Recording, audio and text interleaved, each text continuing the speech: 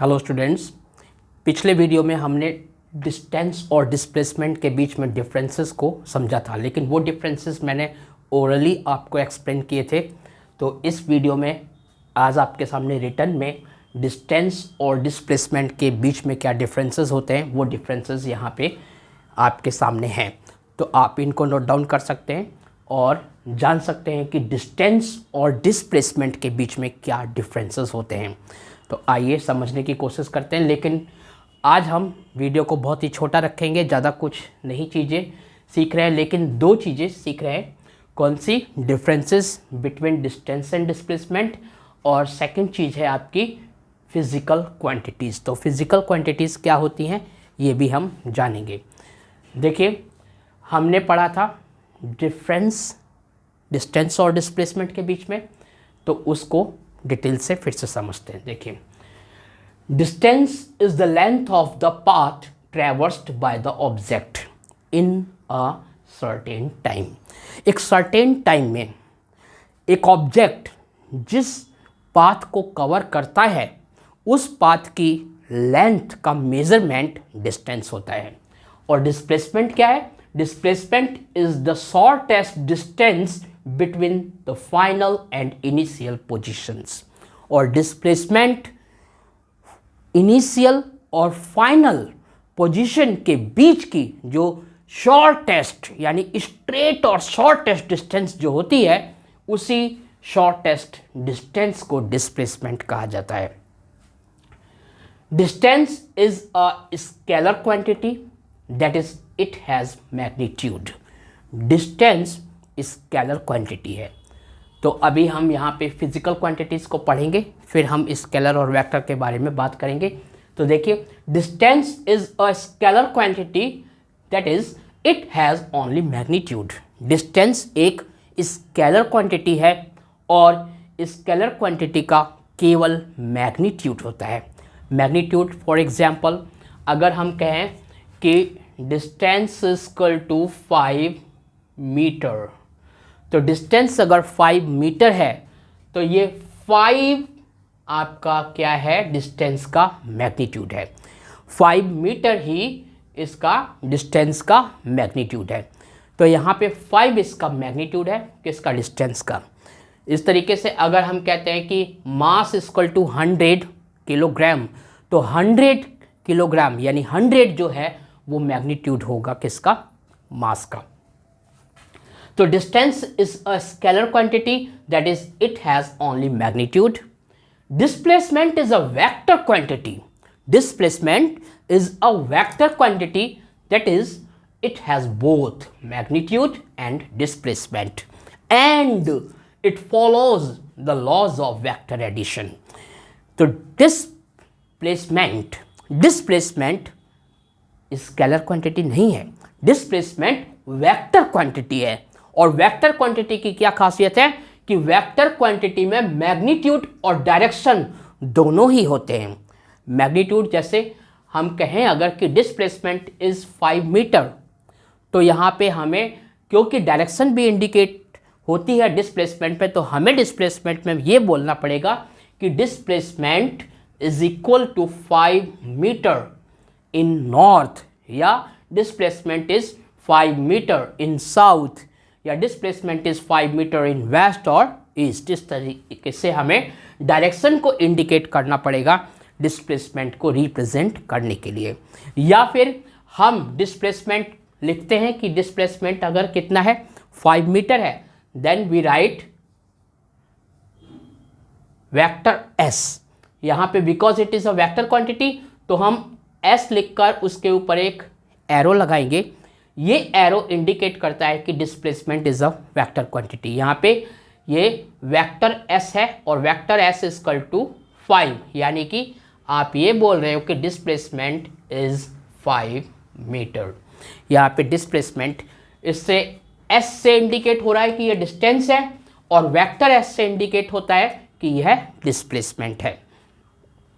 तो डिस्प्लेसमेंट के बारे में बताया गया कि displacement is a vector quantity, that is it has both magnitude and direction. Displacement में क्योंकि ये वेक्टर क्वांटिटी है इसलिए इसमें दोनों ही चीज़ होती हैं, मैग्नीट्यूड भी होता है और डायरेक्शन भी होती है। एंड जो भी वेक्टर क्वांटिटीज होंगी वो वेक्टर क्वांटिटीज क्या करती हैं, follow the laws of vector addition. Vector addition के लॉज होते हैं जैसे ट्राइंगल लॉ ऑफ एडिशन या पैरेललोग्राम लॉ ऑफ एडिशन या पॉलीगन्स लॉ ऑफ एडिशन, इस तरीके से। तो जो भी वेक्टर क्वांटिटीज़ हैं वो वेक्टर लॉ ऑफ एडिशन को जरूर फॉलो करेंगे या वेक्टर लॉस को जरूर फॉलो करेंगे जो भी वेक्टर क्वांटिटीज़ हैं। Distance depends on the path followed by the object. Distance तो किस पे डिपेंड करती है, उस पाथ पे डिपेंड करती है जिस पाथ पर ऑब्जेक्ट ने डिस्टेंस को कवर की है या जिस पाथ पर ऑब्जेक्ट ने मूवमेंट की है या मोशन की है। क्यों? क्योंकि हम डिस्टेंस उसी पाथ की लेंथ को मेजरमेंट करके ही बताते हैं, इसलिए distance depends on the path followed by the object. Displacement does not depend on the path followed by the object.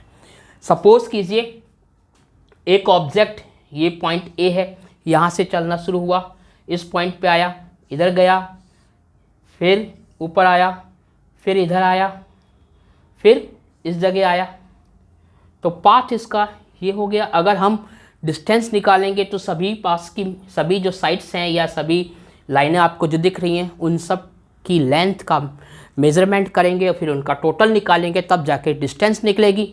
But अगर हमें डिस्प्लेसमेंट बताना है, मान लीजिए ये एंडिंग पॉइंट इज बी, तो डिस्प्लेसमेंट बताना है तो हम ए से बी के बीच की ये सीधी स्ट्रेट दूरी को लेंगे और इसे क्या बताएंगे कि it is the displacement of the object. तो ए बी यहाँ पे वेक्टर ए बी, ये वेक्टर ए बी किस को रिप्रेजेंट करता है, डिस्प्लेसमेंट को रिप्रेजेंट करता है। अब ये ए से बी तक आपने ज्वाइन किया है, ये पाथ तो था नहीं, ये पाथ नहीं था, इसका मतलब डिस्प्लेसमेंट पाथ पे डिपेंड नहीं करता। पाथ तो ये थे, पाथ ये थे, हमने किसी पाथ को नहीं लिया डिस्प्लेसमेंट निकालने के लिए। डिस्प्लेसमेंट निकालने के लिए हमने क्या किया, इनिशियल पोजीशन को फाइनल पोजीशन या इनिशियल पॉइंट को फाइनल पॉइंट से मिला दिया और उसकी जो स्ट्रेट मेजरमेंट है, डिस्टेंस है, उसको हमने क्या बताया कि वो डिस्प्लेसमेंट है। तो डिस्प्लेसमेंट किसी भी पाथ पे डिपेंड नहीं करता है, जबकि डिस्टेंस डिपेंड करता है पाथ पे, जिस पाथ पे वो मूवमेंट उसने की है या जिस पाथ को उसने फॉलो किया है। इफ डिस्टेंस इज कवर्ड, अगर किसी भी ऑब्जेक्ट ने डिस्टेंस कवर की है, चाहे कितनी भी डिस्टेंस कवर की हो, चाहे कितनी भी छोटी डिस्टेंस कवर की हो, if distance is covered then it is always positive. अगर किसी ऑब्जेक्ट के द्वारा डिस्टेंस कवर की गई है तो वो डिस्टेंस हमेशा पॉजिटिव ही होगी। डिस्प्लेसमेंट अगर कवर की गई है तो डिस्प्लेसमेंट कैन बी पॉजिटिव और नेगेटिव। तो डिस्प्लेसमेंट पॉजिटिव भी हो सकती है या नेगेटिव भी हो सकती है, या तो वो पॉजिटिव होगी या नेगेटिव होगी, डिपेंड करता है कि वो किस डायरेक्शन में गई। अगर अपोजिट डायरेक्शन में हुई है डिस्प्लेसमेंट तो वो नेगेटिव होगी, depending on its direction. Direction पे डिपेंड करता है डिस्प्लेसमेंट का पॉजिटिव होना या नेगेटिव होना। ये है आपका मैग्नीट्यूड ऑफ डिस्टेंस और ये है मैग्नीट्यूड ऑफ डिस्प्लेसमेंट। तो magnitude of distance is always greater than और equal to the magnitude of displacement. इसका अर्थ है कि डिस्टेंस का मैग्नीट्यूड या तो डिस्प्लेसमेंट के मैग्नीट्यूड से बड़ा होगा अथवा डिस्टेंस का मैग्नीट्यूड डिस्प्लेसमेंट के मैग्नीट्यूड के इक्वल होगा। डिस्प्लेसमेंट में बताया गया कि magnitude of displacement is always less than और equal to the magnitude of distance. इसका अर्थ है कि डिस्प्लेसमेंट का मैग्नीट्यूड या तो डिस्टेंस के मैग्नीट्यूड से छोटा होगा अथवा डिस्प्लेसमेंट का मैग्नीट्यूड डिस्टेंस के मैग्नीट्यूड के इक्वल होगा। देखिए, डिस्टेंस में not be zero even if displacement is zero. अगर डिस्प्लेसमेंट जीरो है तो डिस्टेंस जीरो नहीं भी हो सकता है, but it can not be zero if displacement is zero. और अगर डिस्प्लेसमेंट जीरो है तो डिस्टेंस जीरो नहीं भी हो सकता है। और डिस्प्लेसमेंट के बारे में क्या बताया गया कि displacement is zero if distance is zero. अगर डिस्टेंस जीरो होगी तो डिस्प्लेसमेंट भी 100% जीरो ही होगा। But if it can be zero, लेकिन इट यहां डिस्प्लेसमेंट के लिए आया है, but displacement can be zero even if distance is not zero. और ऐसी कंडीशन भी हो सकती है कि डिस्टेंस जीरो नहीं है फिर भी डिस्प्लेसमेंट जीरो होगा। तो पिछले वीडियो में मैंने आपको ये एग्जाम्पल बताया था कि उस कंडीशन में आपने देखा था कि डिस्टेंस तो जीरो नहीं थी बट डिस्प्लेसमेंट जीरो आ गई थी, जब मैंने सर्कल के इनिशियल पॉइंट से स्टार्ट होकर उसके वापस इनिशियल पॉइंट पे उसका फाइनल पॉइंट जब कॉन्साइड हो गया था। उस कंडीशन में आपने देखा था कि डिस्टेंस जीरो नहीं थी बट डिस्प्लेसमेंट जीरो हो गया था। तो देखिए ये थे डिफरेंसेस किसके बीच में, डिस्टेंस और डिस्प्लेसमेंट के बीच में डिफरेंसेस। आइए जानने की कोशिश करते हैं कि फिजिकल क्वांटिटीज़ क्या होती हैं। तो क्वांटिटीज़ जो फिजिक्स में यूज़ होती हैं वो फिजिकल क्वांटिटीज़ कहलाती हैं। देखिए उनको कैसे हम डिफाइन करेंगे। All the quantities which can be measured directly or indirectly in terms of which the laws of physics are described are called physical quantities। वे सारी क्वांटिटीज जिसे मेजर किया जा सकता है, चाहे वो मेजर डायरेक्ट किया जा सकता हो या इनडायरेक्टली किया जा सकता हो, किसकी टर्म्स में, फिजिक्स के लॉज की टर्म्स में, तो उन क्वांटिटीज़ को फिजिकल क्वांटिटीज़ के नाम से जाना जाता है। For example length is a physical quantity, mass physical quantity, time physical quantity, law ये फोर्स फिजिकल क्वांटिटी, ये सब फिजिकल क्वांटिटीज़ हैं। इसी टाइप से बहुत सारी फिजिकल क्वांटिटीज़ हैं। देखिए a physical quantity is represented completely by its magnitude and unit. Physical quantity को कंप्लीटली रिप्रेजेंट दो चीज़ों की हेल्प से किया जाता है, मैग्नीट्यूड और यूनिट की हेल्प से। Physical quantities are classified into the following two broad categories. Physical quantities को ब्रॉडली हम टू कैटेगरीज में क्लासिफाई कर सकते हैं। फर्स्ट स्केलर क्वांटिटीज जिसे हम स्केलर्स भी कहते हैं, एंड सेकंड वेक्टर क्वांटिटीज जिसे हम वेक्टर्स भी कहते हैं। तो स्केलर क्वांटिटीज में केवल मैग्नीट्यूड होता है, डायरेक्शन नहीं होती है। स्केलर क्वांटिटीज में केवल मैग्नीट्यूड होगा, डायरेक्शन नहीं होगी। और वेक्टर क्वांटिटीज में मैग्नीट्यूड भी होगा, डायरेक्शन भी होगा, और वो वेक्टर लॉ ऑफ एडिशन को या वेक्टर के जितने भी लॉज हैं उनको वो फॉलो करेगा। वेक्टर क्वांटिटीज की ये खासियत है। स्केलर क्वांटिटीज के एग्जाम्पल हैं जैसे मास, लेंथ, टाइम, डिस्टेंस। इस टाइप से ये जो मास है इसका खाली मैग्नीट्यूड होता है, डायरेक्शन नहीं होती। लेंथ का खाली मैग्नीट्यूड होगा, डायरेक्शन नहीं होगी। टाइम का खाली मैग्नीट्यूड होता है, डायरेक्शन नहीं होती है। डिस्टेंस का खाली मैग्नीट्यूड होता है, डायरेक्शन नहीं होती है। इसलिए mass, length, time, distance etcetera these quantities are called scalar quantities और स्केलर्स। ये स्केलर्स हैं।